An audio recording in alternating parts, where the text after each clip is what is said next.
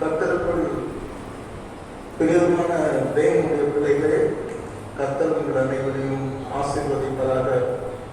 இந்த நாள் கர்த்தர் தந்த நாள். நாம் இதில் களி கூறக்கடவும், கர்த்தருக்குள் களி கூறக்கடவும். கடந்த வாரம் முழுவதும் கர்த்தர் நம்மை கண்மணி போல காத்து சுகத்தையும் பலத்தையும் ஜீவனையும் கொடுத்து இந்த நாளிலே தேவனை ஆராதிக்கின்ற, தேவனை சேவிக்கின்ற, தேவனை தொழுது கொள்ளுகின்ற, தேவனுக்கு மகிமையும் கனத்தையும் புத்தி செலுத்துகின்ற பாக்கியத்தை நம் கொடுத்த தேவனுக்காக நாம் ஆண்டவருக்கு நன்றி செலுத்துவோம். நாம் அனைவரும் நிற்பதும் நிர்மூலமாகுவதும் தேவனுடைய கிருபை மாத்திரமே. எண்ணிப்பார் நீ பெற்ற பாக்கியங்கள், எண்ணிப்பார் நீ பெற்ற நன்மைகள், கர்த்தர் செய்த யாவும் வியப்பை தரும். வியப்பாகவே தேவன் நம்மை இதுவரைக்கும் நடத்தி கொண்டு வந்திருக்கிறார். கர்த்தராக சொல்லி முடியாத ஈவுகளுக்காக நாம் ஆண்டவருக்கு நன்றி செலுத்துவோம். பிரியமானவர்களே, நாம் ஏற்கனவே தியானித்து கொண்டிருக்கிற ஒரு பகுதி தான் சுவிசேஷம் அறிவித்தல். சுவிசேஷத்துக்கும் நமக்கும் உள்ள தொடர்பு. போன முறை நாம் தேவனுடைய வார்த்தை தியானிக்கும் பொழுது ரோமருக்கு நிருபத்திலே பவுல் சொல்லுகிறார், ரோமாபுரியில் இருக்கிற உங்களுக்கு, ரோமாபுரியிலே வாழ்கின்ற உங்களுக்கும் குடியிருக்கின்ற உங்களுக்கும் என்னால் என்ற மட்டும் சுவிசேஷத்தை பிரசங்கிக்க விரும்புகிறேன். உங்களுக்கு மாத்திரமல்ல, எல்லா மனுஷருக்கும் நான் சுவிசேஷத்தை பிரசங்கிக்க விரும்புகிறேன் என்று அவர் தன்னுடைய விருப்பத்தை அங்கே சாட்சியாக அறிவிக்கிறார். இன்றைக்கு மனுஷனை எடுத்து வந்தால் மனுஷனுக்கு விருப்பம் இல்லாத மனுஷனை இருக்க மாட்டான். எல்லா மனுஷனுக்கும் ஒவ்வொரு விருப்பம் இருக்கத்தான் செய்யும். இதை பற்றி நாம் ஏற்கனவே படித்தோம். விருப்பம் என்று சொன்னால் ஆசை, சித்தம், அங்கரி, தாகம், விரும்பிய பொருளை நான் பெற்றுக்கொள்ள வேண்டும், விரும்பின காரியத்தை நான் செய்ய வேண்டும், விரும்பின இடத்துக்கு நான் போய் சேர வேண்டும். இதற்காக இயங்குவது, அதுதான் விருப்பம். இதற்காக ஆர்வம் கொள்வது, இதுதான் விருப்பம். இதுக்காக இஷ்டப்படுவது, அதுதான் விருப்பம் என்று சொல்லி நாம் போன முறையை நாம் மிகவும் தெளிவாக வாசித்தோம். கர்த்தர் உங்களை ஆசீர்வதிப்பாராக. இன்றைக்கும் கூட சுவிசேஷத்தை அறிவிக்க வேண்டியது. அதன் ஆண்டவர் நமக்கு சொல்லிக் கொடுத்த அநேக காரியங்களை குறித்து, சுவிசேஷத்தை பற்றி ஆண்டவர் சொல்லிக் கொடுத்த அநேக காரியங்களை குறித்து இன்றைக்கும் நாம் படிக்க போகிறோம். 1 Corinthians 9ஆம் அதிகாரம் 16வது வசனத்தை நாம் படித்து பார்க்கும் பொழுது, பவுல் தன்னுடைய நிருபத்திலே, கொரிந்து நிருபத்திலே அவர் எழுதுகிறார். என்ன எழுதுகிறார்? சுவிசேஷத்தை நான் பிரசங்கித்து வந்தும் மேன்மை பாராட்ட எனக்கு இடமில்லை. சுவிசேஷத்தை பவுல் மாதிரி பிரசங்கித்தவர்கள் யாருமே கிடையாது.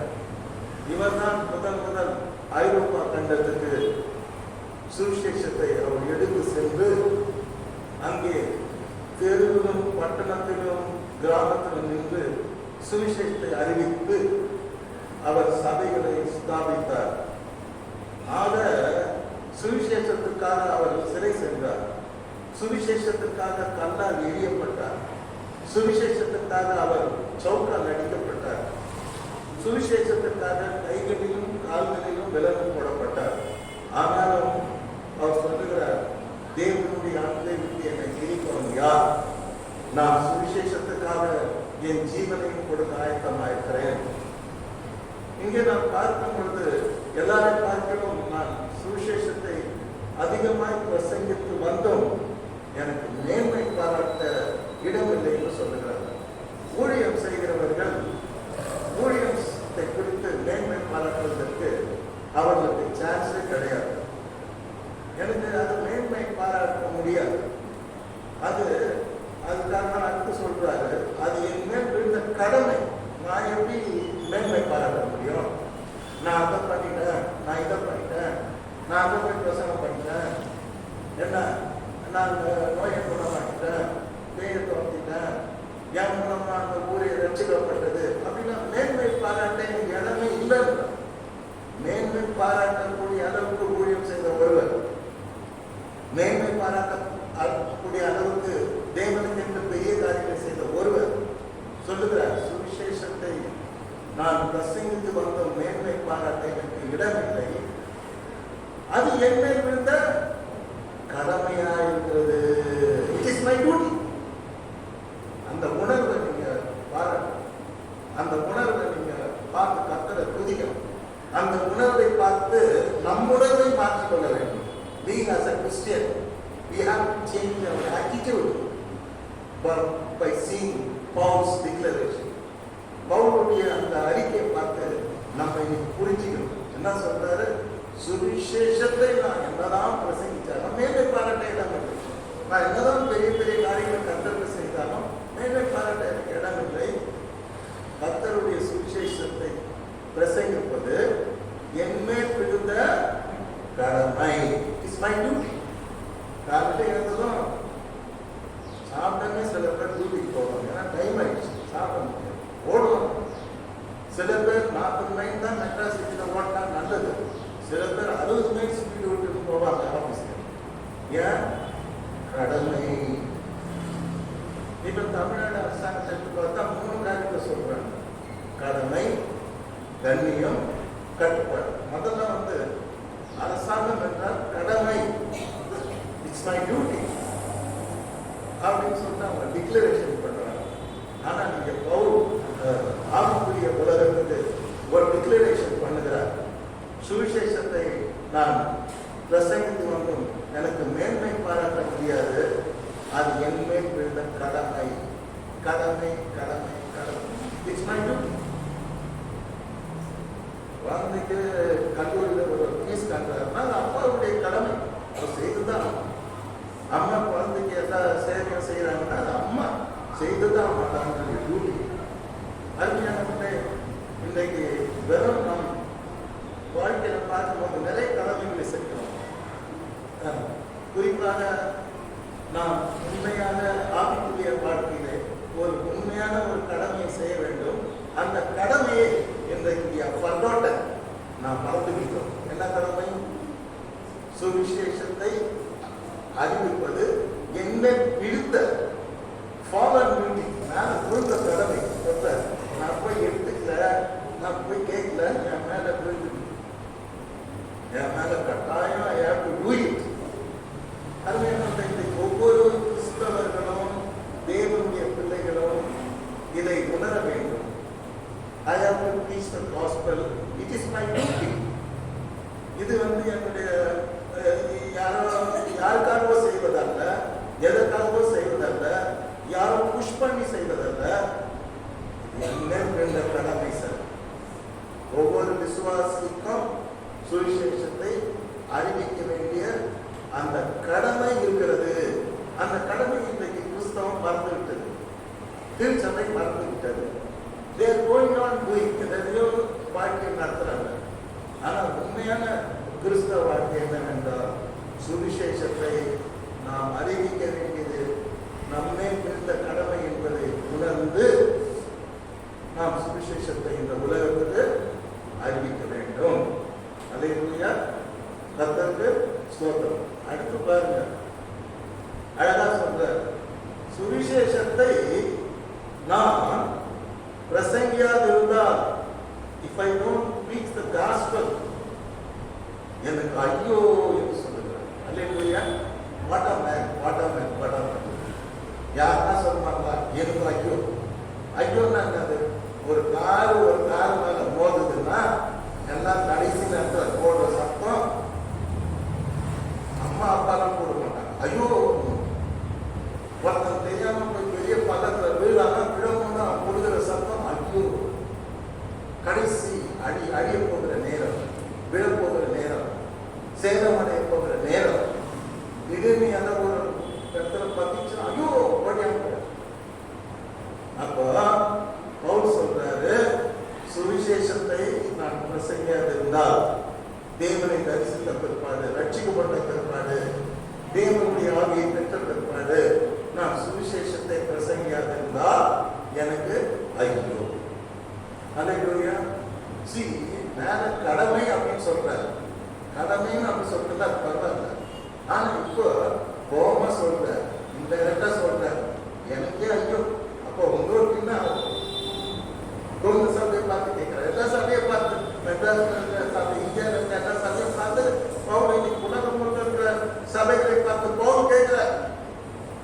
சுவிசேஷத்தை நீங்கள் அறியாவிட்டால் உங்களுக்கு ஐயோ, உங்களுக்கு ஐயோ. இன்னைக்கு நிறைய பேர் ஒரு ஊழியமும் கர்த்தருக்கு செய்யறது கிடையாது. ஞாயிற்றுக்கிழமை ஒரு நாள் சபைக்கு போயிட்டு அதுவே கஷ்டப்பட்டு போகணும். கேட்டீங்களா? காலையில் 6 மணிக்கு ஏந்து இன்னைக்கு சபைக்கு போகணும் அப்படின்ற ஒரு ரெஸ்பான்சிபிலிட்டியோட அவன் செய்யணும். கடமைக்காக அவன் சபைக்கு போகணும். அருமையானவர்களே, ஆனால் பவுல் அப்போஸ்தலனை பாருங்கள், அழகாக சொல்றார், சுவிசேஷத்தை நான் பிரசங்கியாதிருந்தால் எனக்கு ஐயோ. அருமையானவர்களே, நற்செய்தியை அறிவிப்பது ஒவ்வொரு கர்த்தரின் பிள்ளையின் கடமையாயிருக்கிறது. நற்செய்தியை அறிவிக்காத கிறிஸ்தவனுக்கு ஐயோ. உலகமெங்கும் உள்ள மக்களுக்கு சுவிசேஷத்தை அறிவிப்பதற்கு நாம் கடனாளிகளாக இருக்கின்றோம். ஏதாவது சிறு சிறு சுவிசேஷ ஊழியத்தையாவது நாம் செய்ய வேண்டும். அல்லேலூயா. Not simply sitting at work, you do something. நிறைய பேர் பார்த்துருக்கேன், தொலைபேசி மூலமாக சுவிசேஷத்தை அறிவிக்கிறார். சில பேர் தொலைக்காட்சி மூலமாக சுவிசேஷத்தை அறிவிக்கிறார்கள். சில பேர் தெரு பிரசங்கம் ரோட்களில் சுவிசேஷத்தை அறிவிக்கிறார்கள். அவர்களெல்லாம் இந்த கடமை என்பதை அறிந்தவர்கள். இதை நான் பிரசங்கிக்கலன்னா ஒரு நாள் நான் கத்தருக்கு முன்னால நான் பொங்கல் விளையாடிக்கிறேன் என் ஐயோ என்பதை உணர்ந்து அவர்கள் இந்த வசனத்திலிருந்து 2 வார்த்தை என்னை மிகவும் கவர்ந்திருக்கிறது. ஒன்று, என்னை விழுந்த கடமை சுவிசேஷத்திற்கு கடமை. கடமை அப்படிங்கிற வார்த்தை பைபிள்ல 2 இடத்துல இருந்து நான் எடுத்தேன். எல்லா இடத்தையும் எடுக்கிறேன். கடமை அப்படின்னு பார்க்கும்போது பிரசங்கின் புஸ்தகம் 12ஆம் அதிகாரம் 13வது வசனத்திலே கடமையை குறித்து ஞானி பேசுகிறார். ஆண்டவர் சாலமோனை பற்றி என்ன சொன்னாரு? இவனுக்கு முன்னாலே ஒரு ஞானி எழுந்திருக்க மாட்டான், இவனுக்கு பின்னாலேயே ஒரு ஞானி எழுந்திருக்க மாட்டான். அப்படிப்பட்ட ஞானத்தை கொடுக்கிறேன்னு சொல்றாரு அன்றைய உலகத்திலே. அப்படிப்பட்ட ஞானி மூலமாக தேவன் பேசுகிறார். பிரசங்கி 12:13 காரியத்தின் கடைத்தொகையை கேட்போமாக, வாழ்க்கையின் கடைசி தத்துவத்தை கேட்போமாக. மொத்தம் பரத்தான் செத்தான். ஆனா வாழ்க்கையின் தத்துவம், கடைசி தத்துவம் என்ன கேட்போமாக. ஒண்ணு, தேவனுக்கு பயந்து ஜீவிக்க வேண்டும். எல்லா மனுஷனும் ஆல் ஓவர் தி வேர்ல்ட் 800 கோடி மக்களும் இன்னைக்கு தேவனுக்கு பயந்து ஜீவிக்கணும். இன்னைக்கு தெய்வ பயம் இல்லை. கல்லூரியிலே தெய்வ பயம் இல்லை, பள்ளிக்கூடத்திலே தெய்வ பயம் இல்லை, தேசத்திலே தெய்வ பயம் இல்லை, உலக நாடுகள் மத்தியிலே தெய்வ பயம் இல்லை. தெய்வ பயம் இல்லாத ஒரு காலகட்டத்திலே நாம் வாழ்ந்து கொண்டிருக்கிறோம். ஆனால் மனிதனுடைய தத்துவம், கடைசி தத்துவம் என்னன்னா, அவன் தேவனுக்கு பயந்து ஜீவிக்க வேண்டும். 2வது, அவர் கற்பனைகளை கைக்கொள். தேவனுக்கு பயப்படு, அவர் கற்பனைகளை கைக்கொள். You have to keep up his commandment. ஆண்டவர் சொன்னாரு, நான் கட்டளையிட்ட எல்லாவற்றையும் நீங்க என்ன பண்ற, எல்லாருக்கும் போதிங்க. Teach my commandments. Let them keep up my commandments. But கர்த்தருக்கு பயந்து ஜீவித்தா போதாது, அவர் சொன்ன காரியங்களை நாம் கைக்கொள்ள வேண்டும். அவருடைய கற்பனைகளை கைக்கொள்ள வேண்டும். அடுத்து பாருங்க, இது எல்லா மனுஷர் மேலும் விழுந்த கடமை இதுவே. வேற இந்தியன்ஸ் மேல மாத்திரம் இல்ல, அமெரிக்கன்ஸ் மேல மாத்திரம் இல்ல, ஜெர்மனி மேல மாத்திரம் இல்ல, ஆல் ஓவர் தி வேர்ல்ட் உலகம் முழுவதும் இருக்கிற எல்லா மனிதருமே அவனுடைய வாழ்க்கையின் கடைசி தத்துவம் என்னவென்றால் தேவனுக்கு பயந்து ஜீவிக்க வேண்டும், தேவனுடைய கற்பனைகளை கைக்கொள்ள வேண்டும். எல்லா மனுஷர் மேலும் விழுந்த கடமை இதுவே. கடமை. It's my duty. Worshiping the Lord is my duty. Serving the Lord is my duty. Preaching the gospel of God, Jesus is my duty. என் கடமை கடமை கடமை. வேற வேலை போட்டால் கடமை இல்லை, குடும்பத்தை நடத்ததான் கடமை கடமை இல்லை, பிள்ளைகளை பார்க்கத்தான் கடமை இல்லை. கடமை என்பது தேவனுக்கு பயந்து பயந்து ஜீவிப்பதும் அவர் கற்பனைகளை கைப்பற்றுவதும் எல்லா மனுஷன் மேலும் இருந்த கடமை என்று சொல்லுகிறார். கர்த்தருக்கு மகிமை உண்டாதாக தெய்வமே பயம் இல்லாத தேசத்தில் கர்த்தர் தெய்வ பயத்தை கொண்டு வருவதாக. தேவனுடைய கற்பனைகளை புறந்தள்ளுகிற இன்றைய உலகத்திலே தேவனுடைய கற்பனைகளை கைக்கொள்ளும்படியாக தேவன் அற்புதம் செய்வாராக. இது எல்லாருமே இருந்த கடமையாக இருக்கிறது. கர்த்தர் சொல்றோம். அடுத்தபடியாக இன்னும் ஒரு வசனத்துல அவர் கடமை பற்றி கூட பேச விரும்புகிறேன். லூக்கா எழுதின சுவிசேஷம் 17ஆம் அதிகாரம் 10ஆம் வசனம். அப்படியே நீங்களும்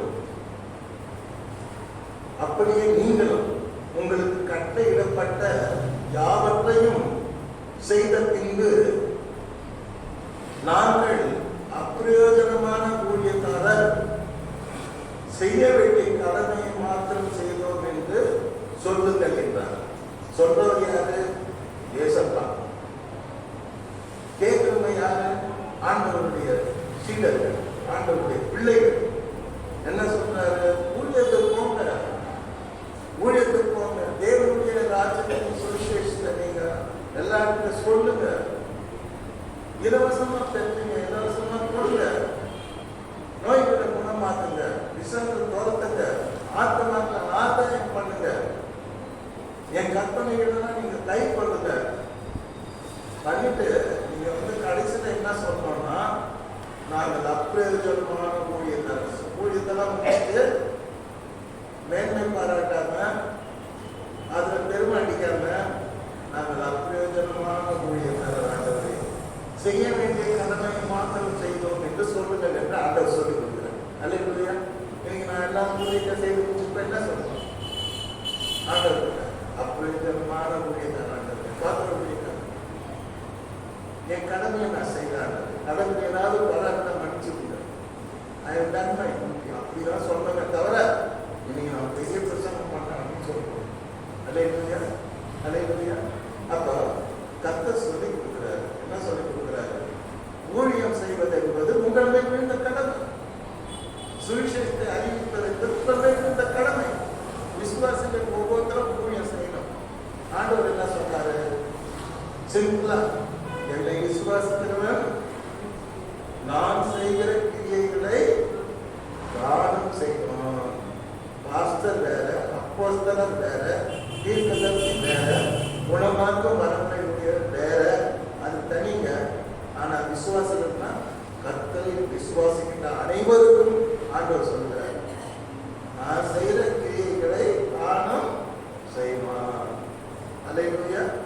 நீங்க கூட செய்ய முடியும். ஏசாமி செய்த கிரியைகளை when you believe in, அவரை விசுவாசிக்கும் பொழுது நீங்களும் செய்ய முடியும்.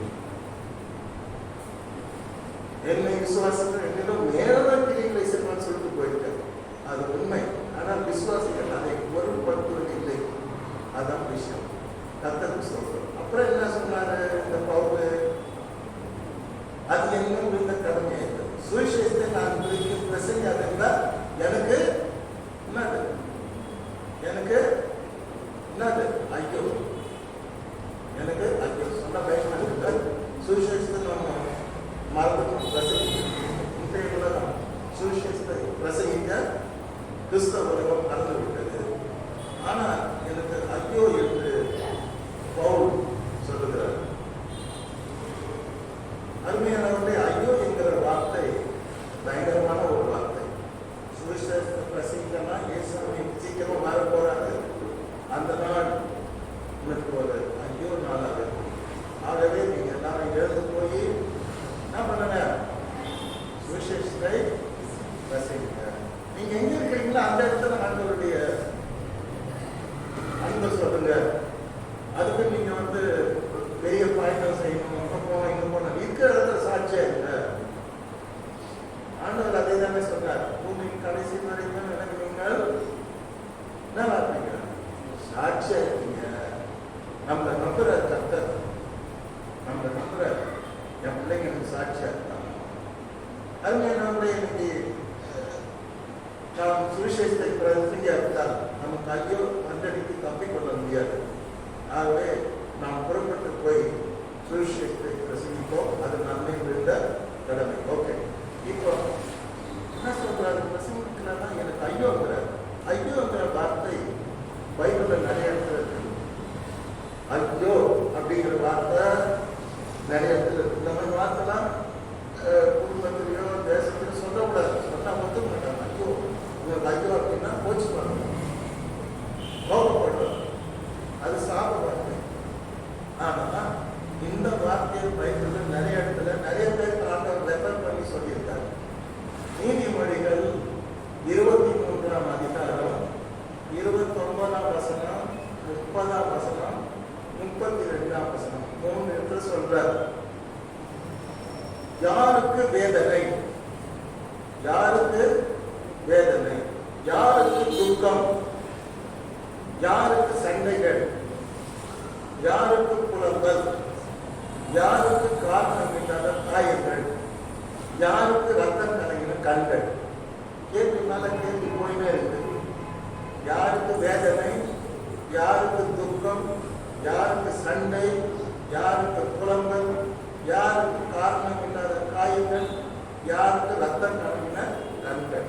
6 பேரை சொல், 6 காரியத்தை சொல்றார். யாருக்கு யாருக்குன்றார். வேதனை யாருக்கு, துக்கம் யாருக்கு, சண்டை யாருக்கு, புலம்பல் யாருக்கு, காரணம் இல்லாத காயங்கள் யாருக்கு, ரத்தம் கலங்கின கண்கள் யாருக்கு அப்படின்னா இவங்களுக்கெல்லாம் ஐயோ. இந்த யாருன்னா அதிகாலமே எழுந்து என்ன சாராயத்தை நாடி அதிகாலம் எழுந்து மதுபானம் தங்களை சூடாகும்படி தரித்திருந்து இருட்டி போகும் அளவும் குடித்துக் கொண்டே இருப்பவர்களுக்கு ஐயோ. ஏசாயா 5:11, நீதிமொழிகள் 29, 23, 29, 32 சொல்றாரு. ஃபர்ஸ்ட் அது நல்லா இருக்கும், ஆனா பாம்பை போல கடிக்கும், பிரியனை போல தீண்டும். இன்னைக்கு ட்ரக் அடிக்ஷன் உலகம் முழுவதுமே நிறைய பேர் ட்ரக் அடிக்ஷன், போதை, குடி, இதனால ஆத்மாக்கள் அடிக்கிறார்கள். அவங்களுக்கு தான் இதை சொல்றாரு. உங்களுக்கெல்லாம் ஐயோ, பணம் தருவுங்க, உங்களுக்கு குடிக்காரனே, உங்களுக்கு வேதனை, உங்களுக்கு துக்கம், உங்களுக்கு சண்டை, உங்களுக்கு புலம்பல், உங்களுக்கு காரணம் இல்லாத காயங்கள், உங்களுக்கு ரத்தம் கலங்கின கல்கள், உங்களுக்கு ஐயோ. 2 தடவை சொல்றாரு ஐயோ ஐயோ. குடிகாரன் எவ்வளோ முன்னாடியாக வாழ்ந்ததா சரித்திரம். வாழ்க்கை வேதனையால் நிறைந்திருக்கும், துக்கத்தால் நிறைந்திருக்கும், சண்டையால் நிறைந்திருக்கும், குழப்பத்தால் நிறைந்திருக்கும், காரணம் இல்லாத காயங்களால் நிறைந்திருக்கும், ரத்தம் கலங்கின கண்களால் நிறைந்திருப்பான் அந்த மனிதன். அவனுக்கு ஐயோ. ஆக இது நம்ம விசுவாசிங்க, நம்ம யாரும் இந்த வாழ்க்கையை அதை செய்யறதில்லை. ஆனால் பொதுவாக சத்தியம் சொல்றது. இன்னைக்கு நேற்று ஒரு ஃபேஸ்புக்கில் ஒரு நிகழ்ச்சியை பார்த்தேன். ஒரு வாலிப பையன் 28 வயசு இருக்கும். பார்க்கறதுக்கு எப்படி இருக்காருன்னா ஹைலி எஜுகேட்டட் மாதிரி இருக்கார். அவர் போய் சாராயம் விற்கிற கடையில் நிறைய சாராயம், நான் சொல்கிறேன், நிறைய ஐட்டம்ஸ் அது உள்ள விற்கிறாங்க. ஜனங்க 100 தடவை போய் விழுது. பையன் பார்த்தா ஜம்மு இருந்தாங்க. இப்போ கிருஷ்ணாகரன் ஜெபம் பண்ணாரு. அவரை விட தாளா ஒயிட் ஷர்ட்லாம் போட்டு ரீசெண்டாக இருக்கும். பைப்பை கையில் வச்சுன்னு சாராய கடையிலே போய் நின்று அந்த 100 பேரையை பார்த்து அவன் கேட்கறான், மனம் திரும்புங்க, சாராயம் குடியை கெடுக்கணும், வாழ்க்கையை கெடுக்கணும். இயேசு உங்க வாழ்க்கையை மாற்றுவாரு, இயேசு உங்களை நேசிக்கிறாரு, இயேசுவாமி மதத்தை பரப்புவார்ல, மனிதன் மாற்ற வந்தாரு. அவங்க கெட்ட பழக்கத்தை கூடியிலிருந்து தேவன் மாற்றுவார், போதையிலிருந்து உங்களை மாற்றுவார். உனக்கு உலகம் கொடுக்கக்கூடாது, இருக்கக்கூடாது சமாதானம் தேவன் தருவார். நீ ஆண்டவர்கிட்ட வான்னு சொல்லி அந்த பையன் ஒரு இன்ஜினியரா இருப்பார். பார்க்கறதுக்கு அந்த புத்தெல்லாம் இருக்கு. ஒரு இன்ஜினியரா இருப்பார். நின்று ஆண்டவருடைய தனியா விதவுட் எனி சப்போர்ட் தனியா நின்று எல்லாரும் பேசுறாரு. நிறைய பேர் அவர் என்ன பண்ணாங்க, யாருமே அந்த குடிகாரர்கள் யாருமே அவங்க திட்டல, அடிக்க வரல, தள்ளி விடல. சில பேர் அவரை பார்த்துட்டு வெட்கப்பட்டு உள்ள போனாங்க, அவர் வயசுல இருக்கவங்க. சில பேர் அவரை பார்த்துட்டு தலையை குஞ்சிக்கினாங்க. அவர் தைரியமா கூப்பிடுறாரு, வாங்க ஏசாமி மாற்றுவார், இந்த பழக்கம் நல்லது, மனம் திரும்ப பரலோகராஜ்யம் சமீபமாக இருக்கிறது. What a man, what a man, what a man. இந்த மாதிரி வாலிபர்கள் இன்றைக்கு இயேசு பார்த்து தேவைப்படுது.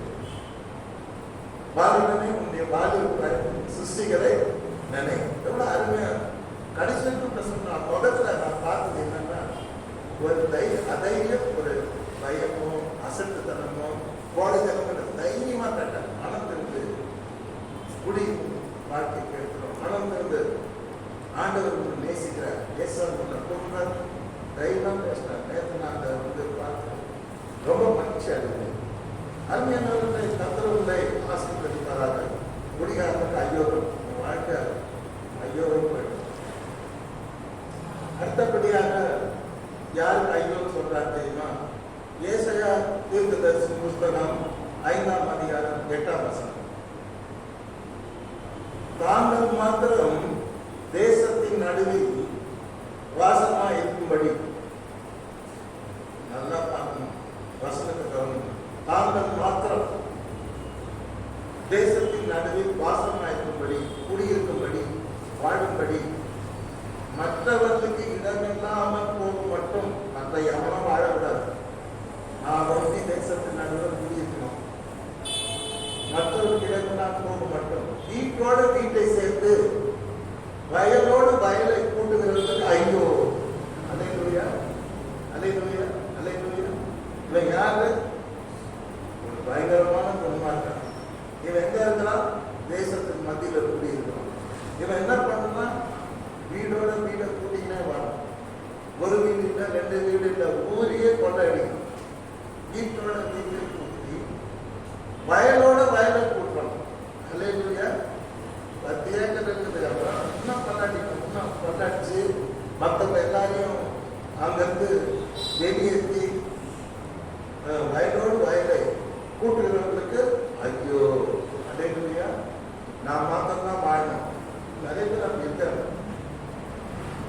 இன்னைக்கு நம்ம இந்தியாவில் பெரிய பெரிய பணக்காரர்கள் அப்படிதான் இருக்காங்க. கேட்டீங்கன்னா பேங்க்ல கொண்டாடி கொண்ட கொள்ளுங்க, லட்சக்கணக்கில் கோடிக்கணக்கில் கொள்ள பாராக்கடன் அப்படின்னு சொல்லுவாங்க.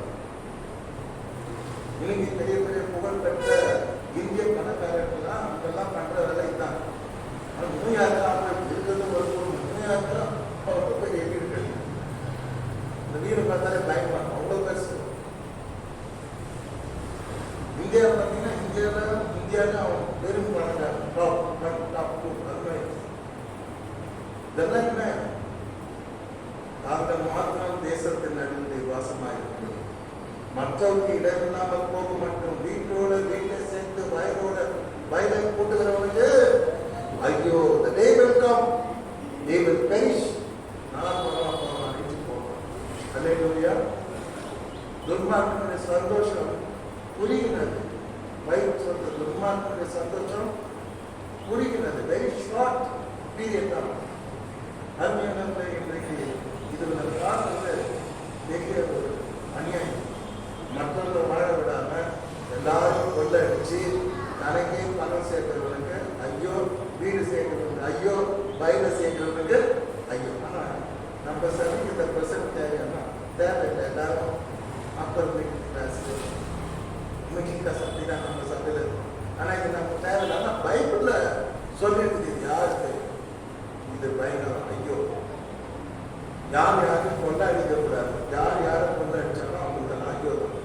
அது இந்தியாவாக இருக்கும், அமெரிக்காவாக இருக்கும், இங்கிலாண்டா இருக்கும், எந்த நாடாக இருக்கும், கொண்டாடிக்கிறவங்க நல்ல போகணும் சந்திப்பா ஐயோ. அல்லேலூயா. அடுத்தபடியாக பைபிளில் நான் பார்த்தேன், ஏசாயா 5:23 பரிதானத்திற்காக, லஞ்சத்துக்காக, பரிதானத்திற்காக குற்றவாளியை நீதிமானாக தீர்த்து நீதிமானின் நியாயத்தை அவனுக்கு விரோதமாய் புரட்டுகிறவர்களுக்கு ஐயோ. கர்த்தர் ஜட்ஜிங்க பார்த்து சொல்றார். ஹைகோர்ட்டு ஜட்ஜிங்க, உச்ச நீதிமன்ற ஜட்ஜிங்க எல்லாரையும் பார்த்து கர்த்தர் இவங்க பேசுறார். பரிதானத்திற்காக, for want of money, for want of some promotion, some want of some benefits, அவன் என்ன பண்றான்? நீதிபதி குற்றவாளிய நீதிமா அப்படின்னு கேட்கிறான். அல்லேலூயா. தீரு, ஆனா உங்களுக்கு ஐயோ அவன் வாழ மாட்டான் முன்னாள்.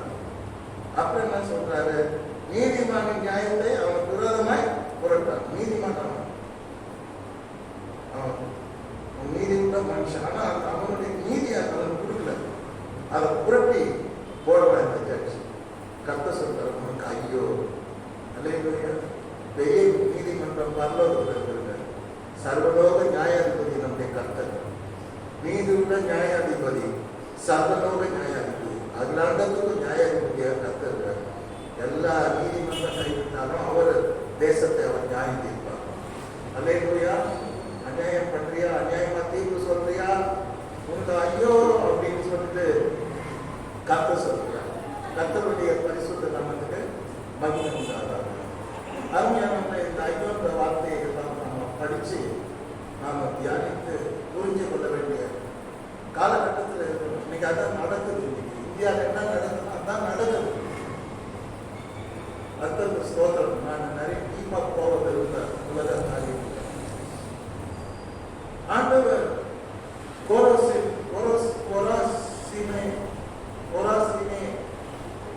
பெத்சாயிதாவே கப்பர்நகூமே உனக்கு ஐயோ. அல்லேலூயா, அல்லேலூயா.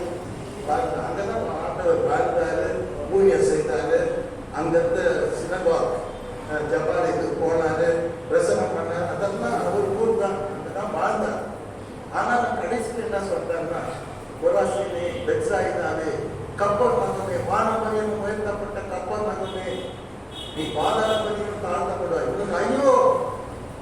ஏன்னா நான் உங்க மத்தியில செய்த அதே ஊழியத்தை, அதே நற்செய்திய, அதே சரீர சுகத்தை உயிர்த்த நான் கீழ் சீதோனில செய்திருந்தேனால் அப்போதே அந்த ஜனங்கள் நட்டுடுத்தி சாம்பலில் உட்கார்ந்து மனம் திரும்பிப்பாங்க.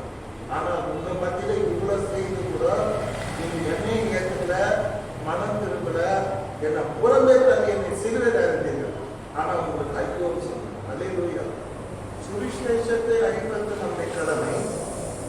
சுவிசேஷத்தை பிரசிங்கால் எனக்கு ஐயோ. ஆனா பிரசிக்கும் போது கடவுள் அதை ஏற்றுக்கொள்ளாதவங்க ஐயோன்னு சொல்றாரு. அல்லேலூயா. If you do the miracle, if you do the wonders, preach the gospel, if anyone deny you, if they are not accepting, ஏற்றுக்கொள்ளலன்னா அவனுக்கு ஐயோ. அல்லேலூயா.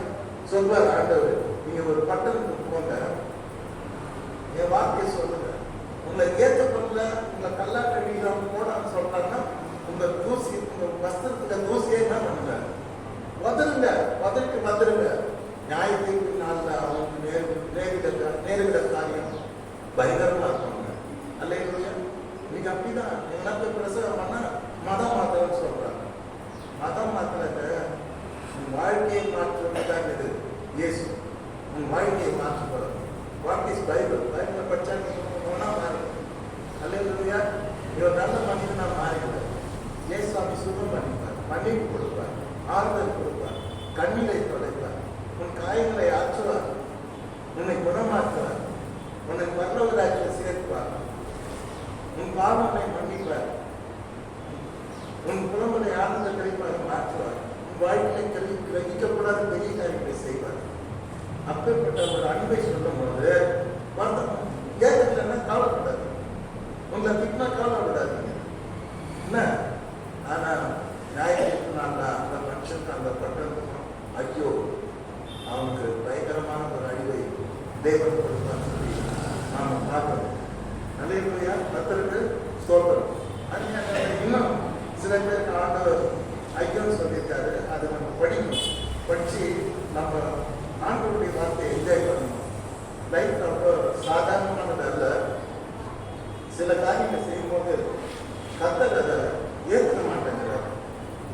மத்தேயு 26:24 நான் வாசிக்கிற வசனத்தை, மனுஷகுமாரன் தம்மை குறித்து எழுதியிருக்கிறபடியே போகிறார். எங்க போறார்? சிலுவையில உயிரை கொடுக்க போறார்.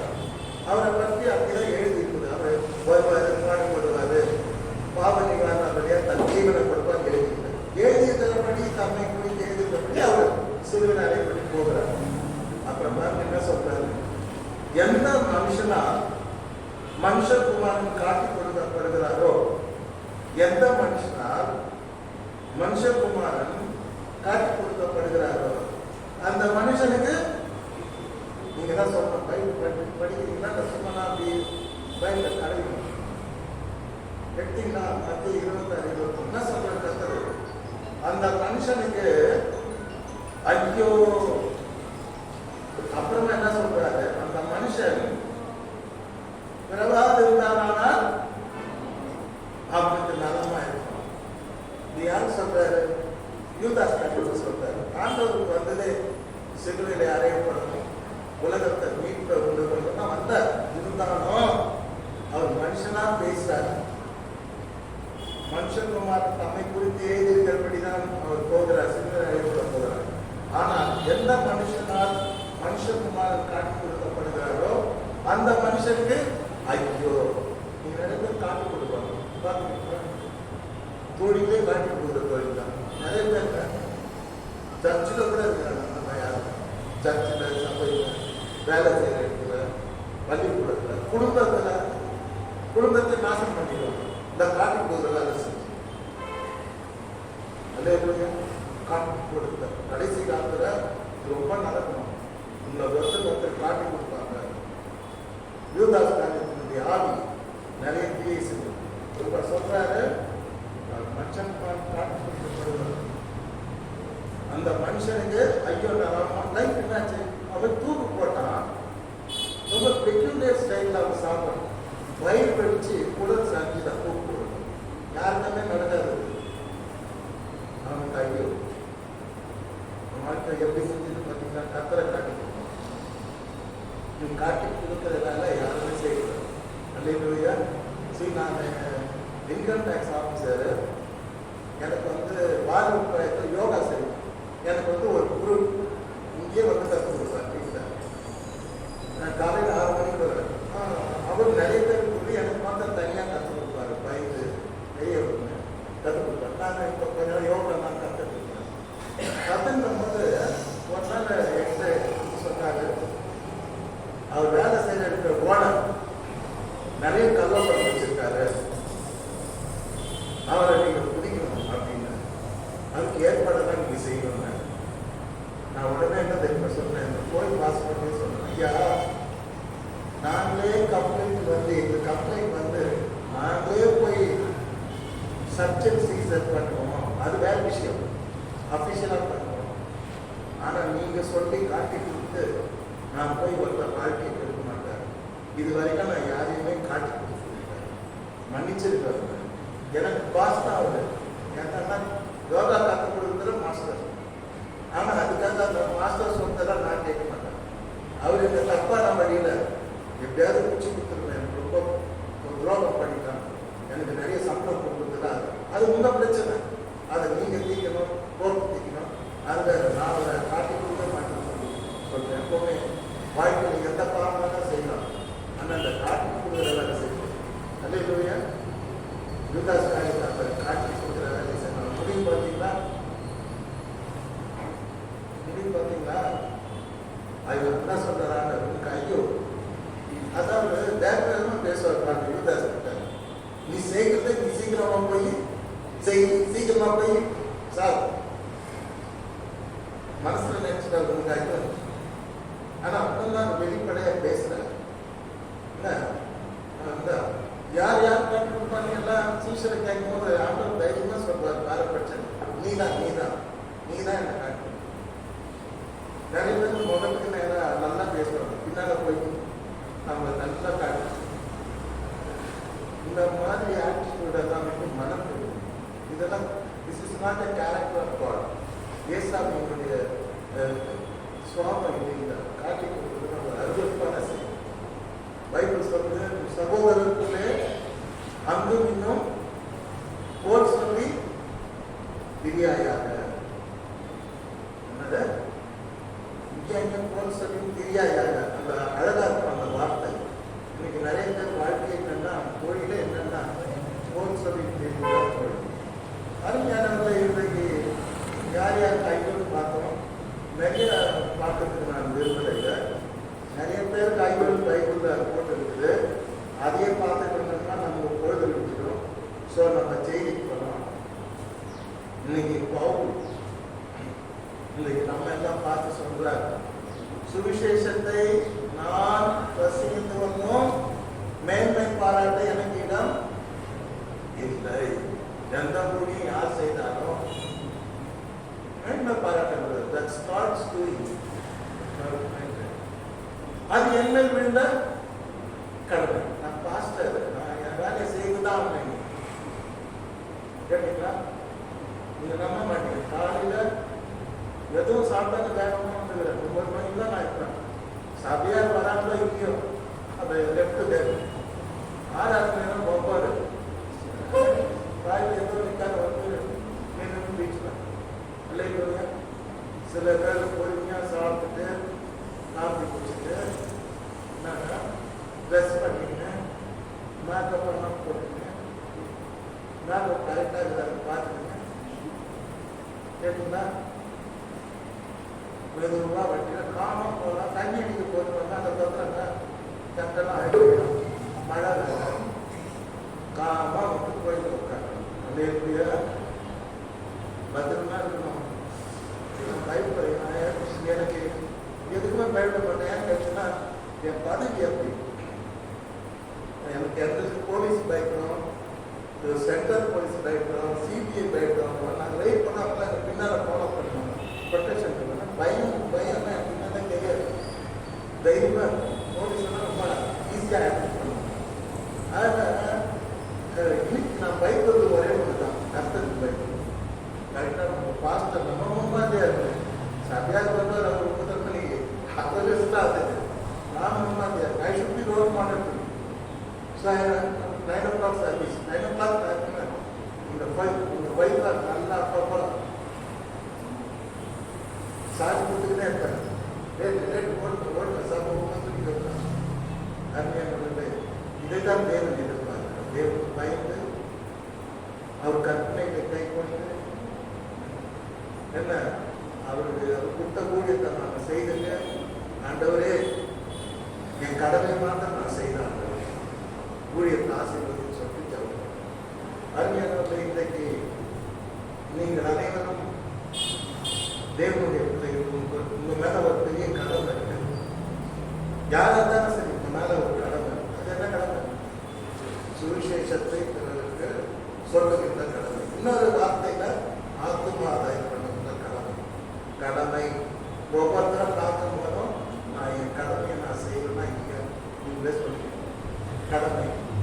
ரெண்டாவது, இந்த சுவிசேஷத்தை நான் அறிவிக்காவிட்டால் எனக்கு ஐயோ நான் தப்பு பண்ணுறேன். I am leading wrong Christian life. தவறான ஒரு கிறிஸ்தவ வாழ்க்கை, ஆவிக்குரிய வாழ்க்கை நான் நடத்தி கொண்டிருக்கிறேன். Hallelujah, hallelujah, hallelujah. I am doing the wrong thing. தப்பான ஒரு கிறிஸ்தவ.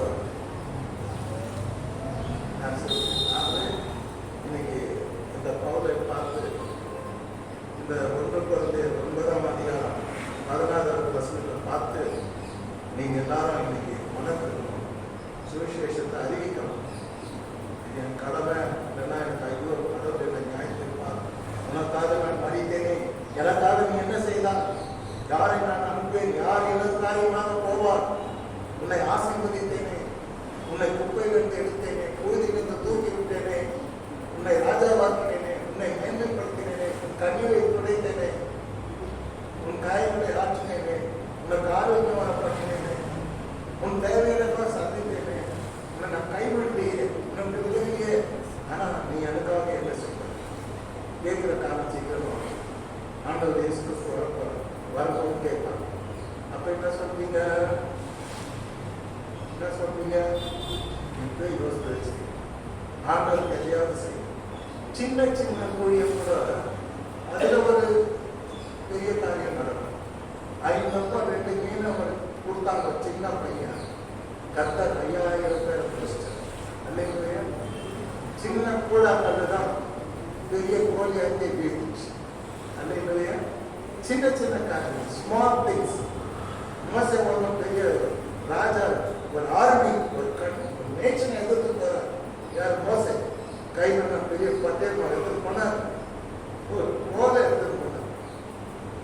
ஜனங்க அதர்றாங்க, அழுறாங்க. பின்னால ஓட முடியல. இந்த பக்கம் பார்வன் சார் எதிர்க்க பார்த்தா செங்கடல். மோசையை பிடிச்சி கத்துறாங்க, ஐயோ நான் அங்கேயே நிம்மதியா இருக்கோம், வனந்தது சாப்பிடுங்க இந்த கூட்டம் அழகாங்க. அப்ப கர்த்தர் என்ன தெரியுமா, கர்த்தரை நோக்கி மோசை கூப்பிட்டாங்க. கர்த்தர் என்ன தெரியுமா சொன்னாரு, உன் கையில என்ன இருக்குன்னு கேட்க. கோல் இருக்குதுன்னு சொன்ன. கோல் இருக்குதுன்னா அது போதும், அதுல என்ன பண்ண, சமுத்திரத்துக்கு நேராக நீட்டு நீட்னா அவ்வளவுதான். அற்புதம் நடக்குது. செங்கடல் ரெண்டா பிரிச்சிச்சு. ஓடி நான் பின்னாடியே வரேன். அல்லேலூயா. So small things, சின்ன சின்ன காரியத்தை கொண்டு பெரிய காரியங்களை தேவன் செய்கிறதா இருக்கிறார். நான் சின்ன மனுஷன், நான் ரட்சிக்கப்பட்ட 6 மாசம் தான் what I can what I அப்படின்னு சொல்லக்கூடாது. சின்ன சின்ன மனிதர்களை, சின்ன குழந்தைங்களை கொண்டு நாகமானை கர்த்தர் ரட்சித்தார். ஒரு தேசத்தினுடைய இந்த பெரிய ராணுவ மந்திரியை ரட்சித்தார்.